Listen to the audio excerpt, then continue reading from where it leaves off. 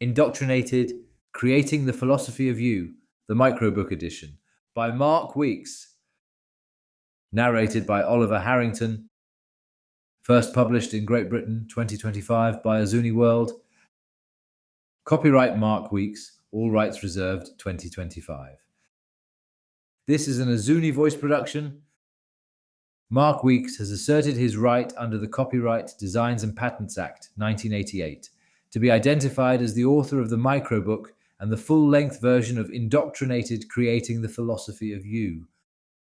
No part of this publication may be reproduced, stored in or introduced into a retrieval system, or transmitted in any form or by any means, electronic, mechanical, photocopying, recording, or otherwise, without the prior written permission of the publisher.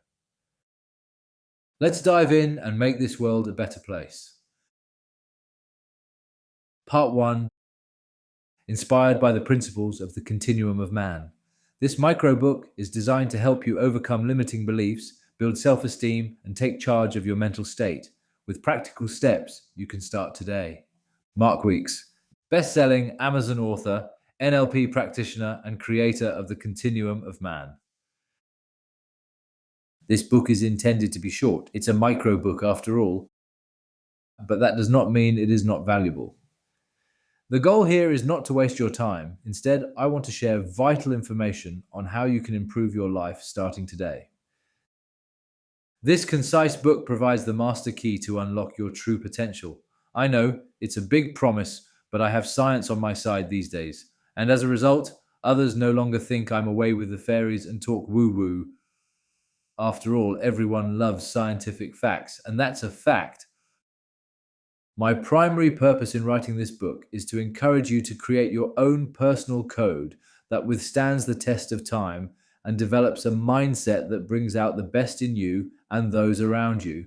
On a secondary level, I'd love you to delve deeper into my teachings to help you implement many more strategies, either one-on-one or through my courses, books, or group coaching. At the very least, I hope you'll read one of my personal development books and novels. Okay, that's enough pimping my exceptional offers. If you do, you do, or if you don't, it's no problem.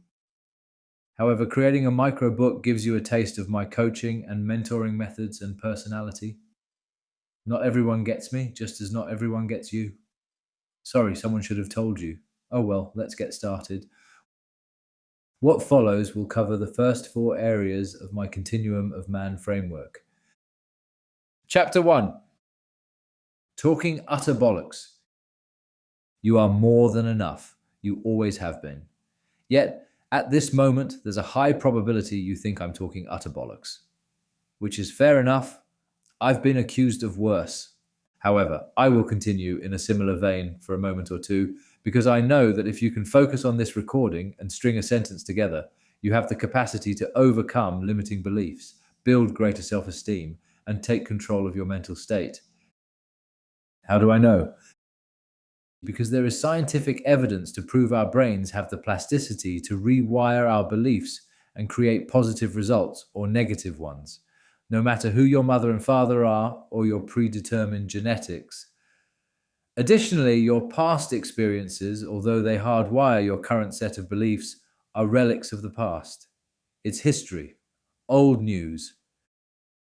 Today's latest scientific evidence supports simple protocols that can be harnessed to give you positive results at any time in your life.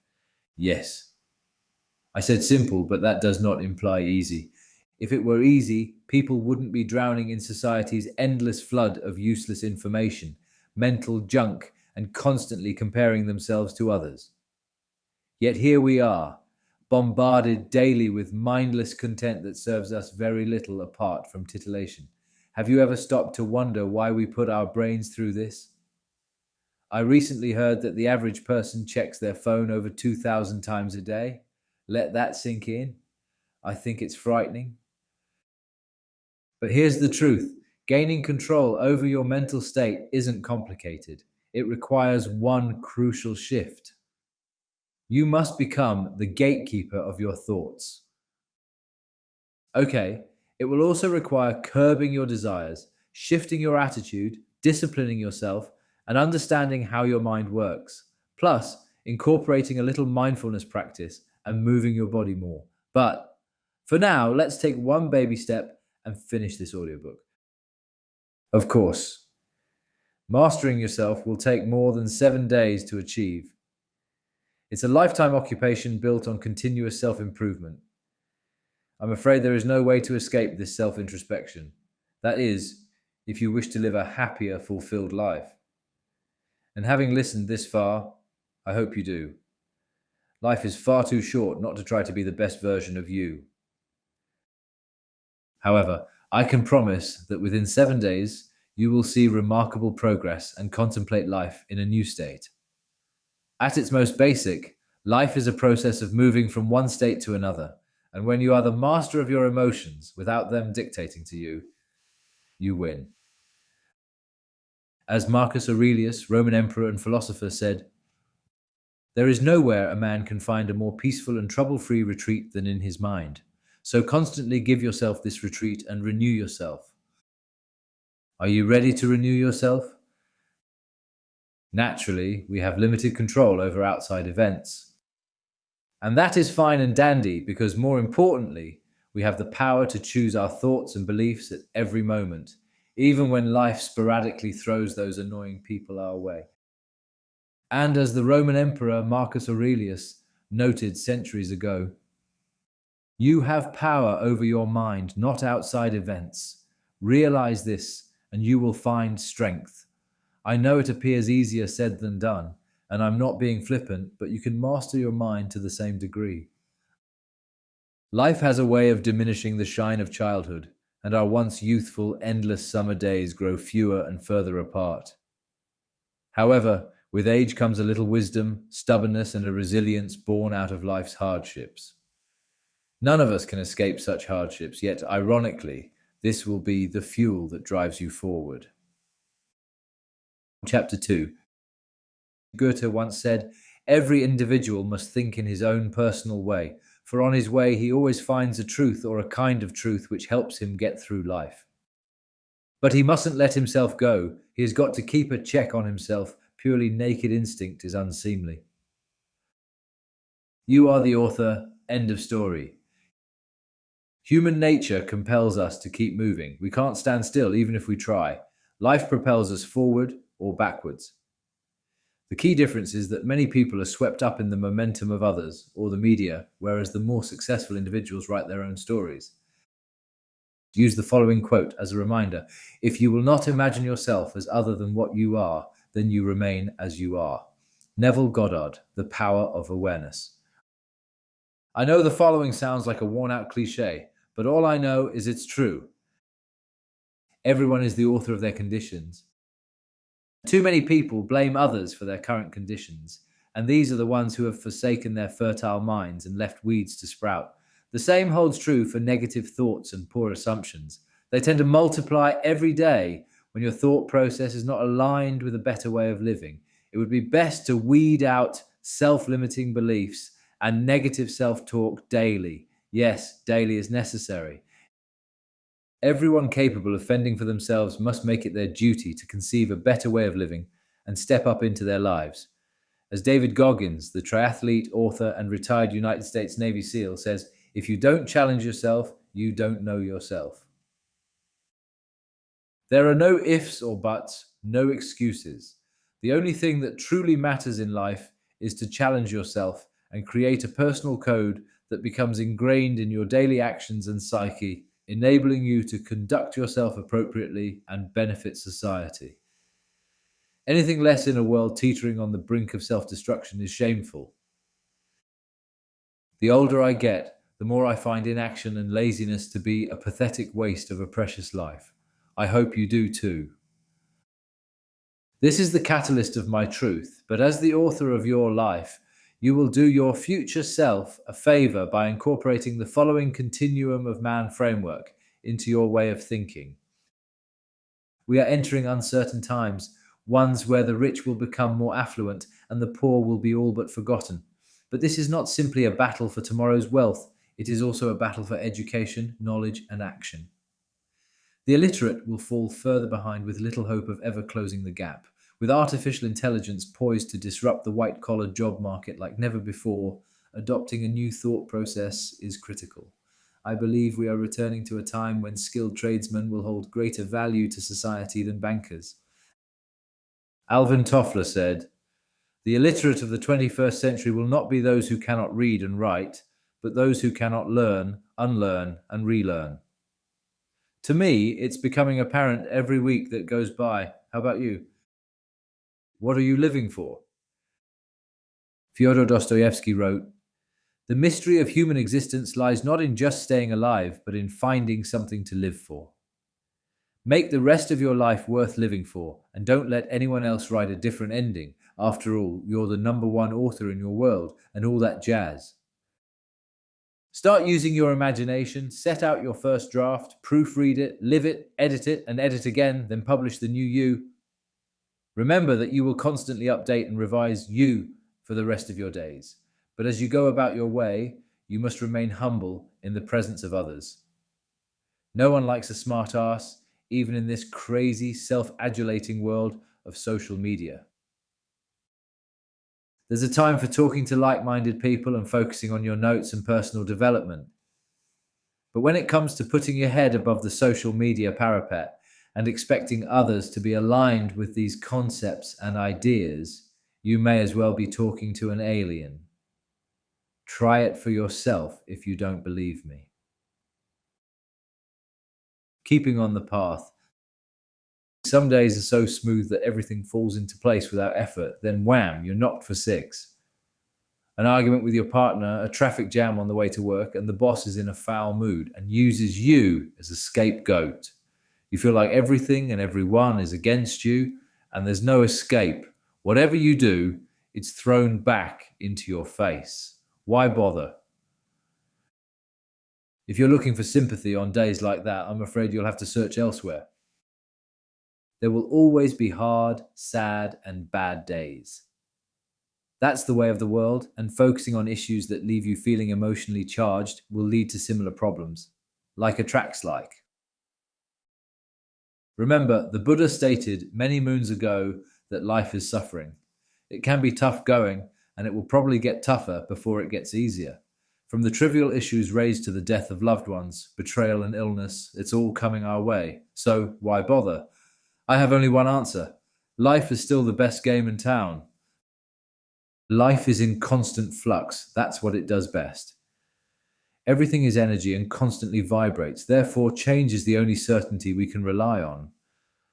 So, what separates those who go about their daily business with a sense of calmness and inner strength? Knowledge, knowledge of history, knowledge of how the world works. Knowledge of world philosophies, from Stoicism, Buddhism, Confucianism, Epicureanism, and Zoroastrianism to Taoism. Yes, it's a lot of isms, but a keen awareness of spiritual matters will help you stay on the path.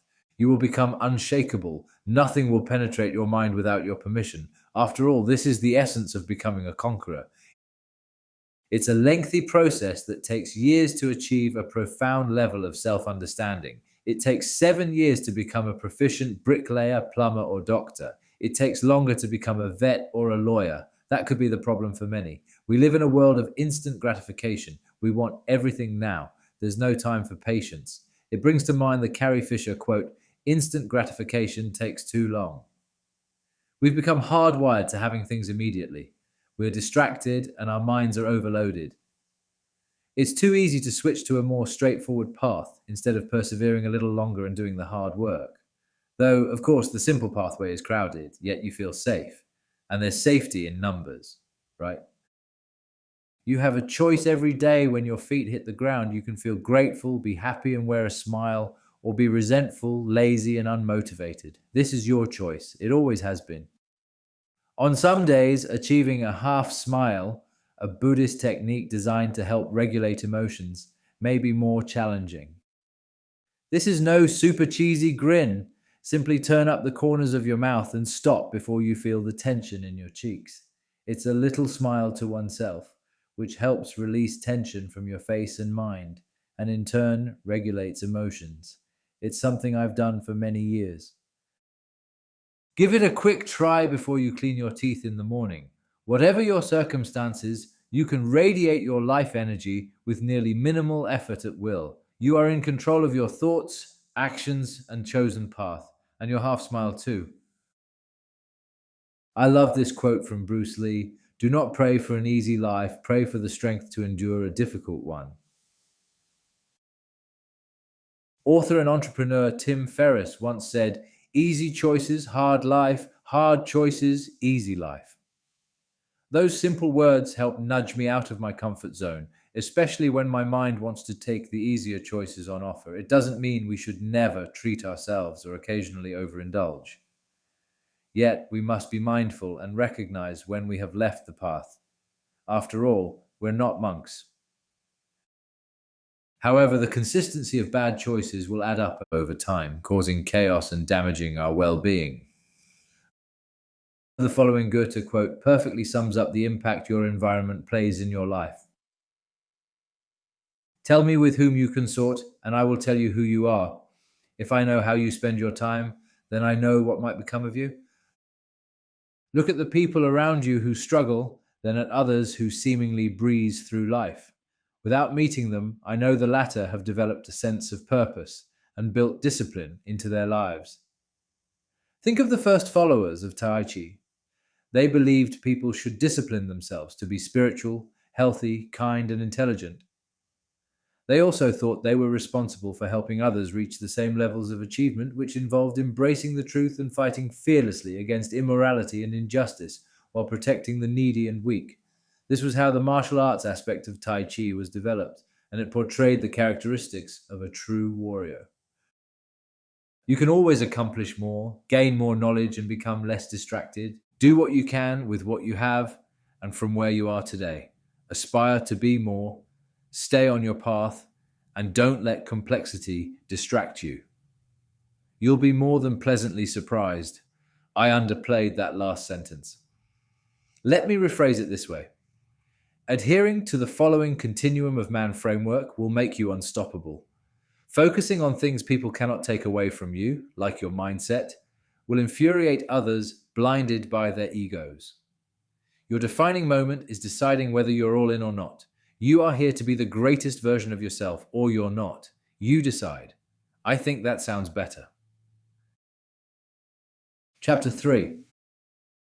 Man is born free, but everywhere he is in chains. Jean-Jacques Rousseau. That quote is the famous opening line of Rousseau's classic Social Contract, in which he asserts that modern states repress the physical freedom that is our birthright. He argues that true freedom comes when we live in a civil society that ensures its citizens' rights and well-being. For me, born in the UK, I consider myself fortunate to be British. I would like to believe that those born in the Western world often consider themselves lucky and grateful too, if they take the time to reflect on the conditions in other parts of the world. Unfortunately, many people feel their problems are the heaviest. They're wrapped up in their small world of self-importance and driven to distraction by their inflated egos. When they go to work, it's a problem. When they stay at home, it's a problem. Money is a problem. Lack of money is a problem. Relationships are a massive problem. Not having a relationship is disastrous. The list goes on. Unfortunately, the problem lies within, and they're the source of the problem. And when you become a problem, everything becomes a problem because your life reflects your thoughts and self-concept. Whatever you sow, you will undoubtedly reap. Take the words of Marie Curie to heart. Life is not easy for any of us, but what of that? We must have perseverance and, above all, confidence in ourselves. We must believe that we are gifted for something and that this thing must be attained. The sudden realization that you are the problem, not the world, is an actual wake-up call. If we recognize this fact, it becomes clear that we can also change ourselves to iron out character flaws and enhance our overall mental well-being. Epictetus stated, "Circumstances don't make the man, they reveal him to himself." The truth hurts when you have problems, and it appears impossible to detach from them and find a straightforward path. Yet we must learn that our difficulties will strengthen our minds as labor does for the body. We must have some confidence and belief in ourselves. The old cliche, "fake it till you make it," springs to mind. And in this instance, We must start acting in a manner that radiates confidence and self belief. How you communicate with yourself is paramount. Stop with the limiting self talk and give yourself a few compliments throughout the day. What is the answer? Throughout history, teachers such as Confucius, Aristotle, Socrates, Plato, and Da Vinci have urged us to conquer ourselves. However, a one size fits all approach never works. We are all at different stages in life and have unique propensities for work and learning. We cannot possibly learn at the same pace. However, after years of studying history and human nature, I firmly believe that we can all follow a similar script to achieve peace of mind and live a virtuous life. Unfortunately, the same holds for a toxic approach to life, as the same script sets the patterns and undertone for both styles. It simply follows the principle of yin and yang in life. Every dark side has a light side, every peak has a trough. When I initially recognized the patterns in the continuum of man concept, I was reluctant to reveal them.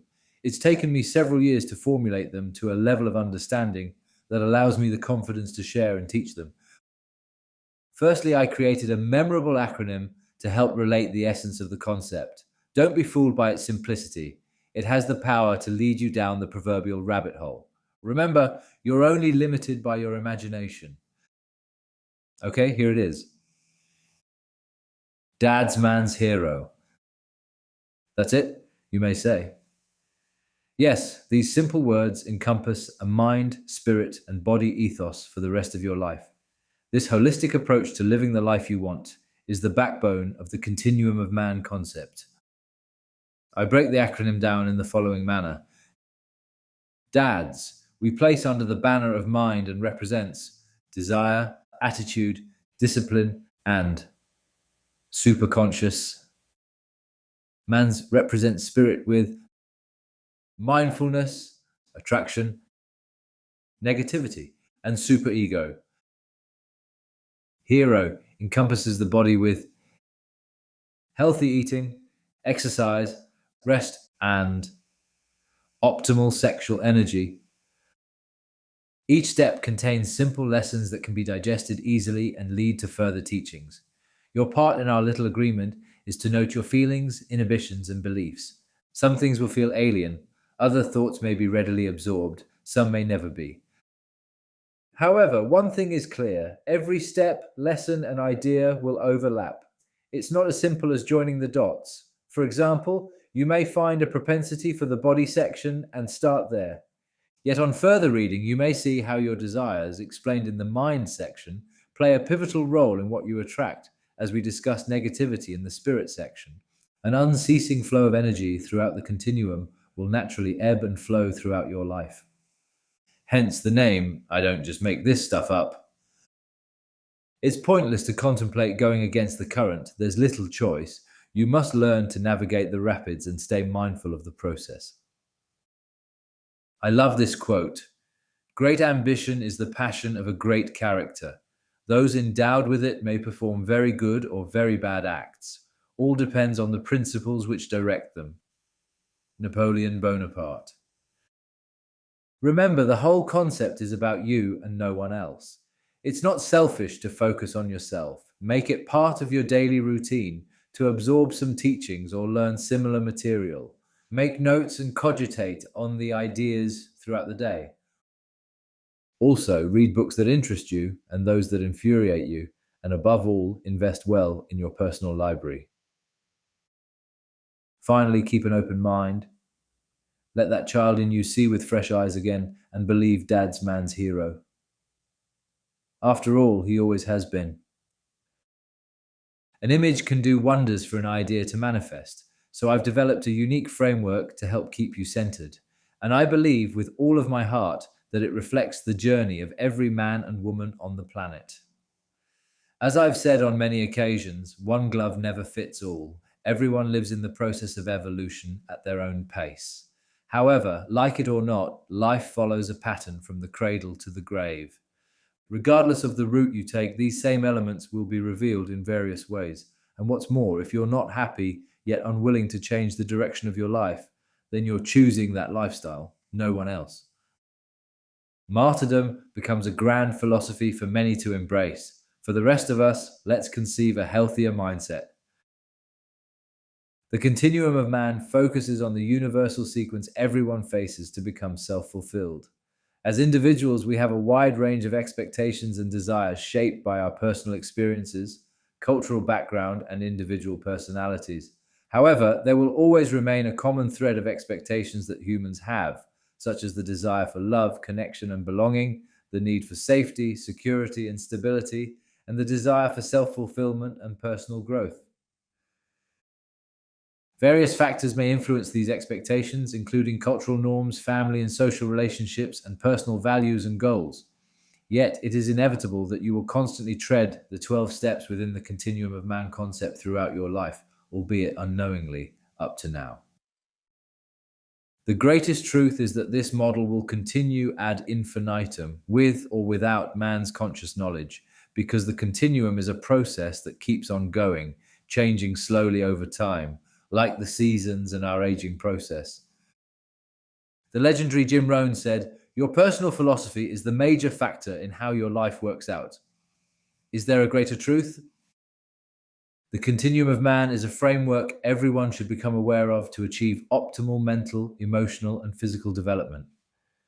It is also an essential tool for life coaches, business coaches, and mentors to help clients realign their purpose, create balance, and establish lifelong principles, though I am slightly biased. There is no doubt that it will help you and others create a personalized philosophy and determine what you stand for. Chapter 4: The Lessons. What follows is my interpretation of the continuum of man's mind section. After reading, I suggest revisiting these areas frequently and exploring your beliefs and values in depth. Used wisely, it will help you create a flexible philosophy that embodies all you stand for. Be careful what you wish for, and for that matter, how you talk to yourself. Yet there is no denying that the 12 underlying principles within the continuum of man form the basis for every person on the planet's evolution. And if you can prove me wrong, please do so. Talking the talk. How you communicate with yourself speaks volumes for your life. Sorry, I can't help myself. As I've mentioned, we all talk to ourselves repeatedly, often becoming our worst enemy, but I want to reiterate the importance of doing it right. We have some 50,000 to 70,000 thoughts every day. Unfortunately, most of us have precisely the same ones every day, and guess what? They're mostly negative.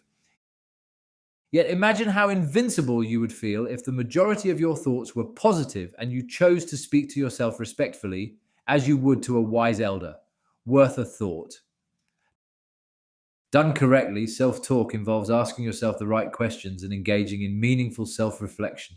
By enhancing this internal dialogue, you can gain deeper insights into yourself.